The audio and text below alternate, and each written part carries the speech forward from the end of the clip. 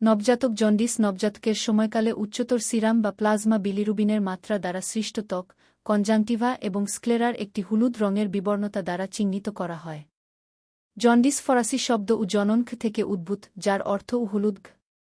বেশিরভাগ নবজাতকের মধ্যে নবজাতকের জন্ডিস একটি ছোটখাট এবং ক্ষণস্থায়ী অবস্থা। তবুও জন্ডিসের সাথে নবজাতকদের শনাক্ত করা গুরুত্বপূর্ণ, যারা এই প্যাটার্নের সাথে খাপ খায় না, কারণ এটি করতে ব্যর্থ হলে দীর্ঘমেয়াদী পরিণতি হতে পারে। কারণ নবজাতকদের মধ্যে অসঙ্গত হাইপারবিলিরুবিনমিয়া শারীরবৃত্তীয় বা প্যাথোলজিক্যাল কারণগুলির কারণে হতে পারে। শারীরবৃত্তীয় কারণগুলি ৭-৫-এরও বেশি নবজাতকের অসংযোজিত হাইপারবিলিরুবিনমিয়ার জন্য দায়ী। ফিজিওলজিক্যাল জন্ডিস, যা অপ্যাথলজিক জন্ডিস নামেও পরিচিত, হালকা এবং অস্থায়ী। এটি নবজাতকের সময়কালে বিলিরুবিন বিপাকক্রিয়ার তারতম্যের কারণে হয়, যার ফলে বিলিরুবিনের বোঝা বেশি হয়।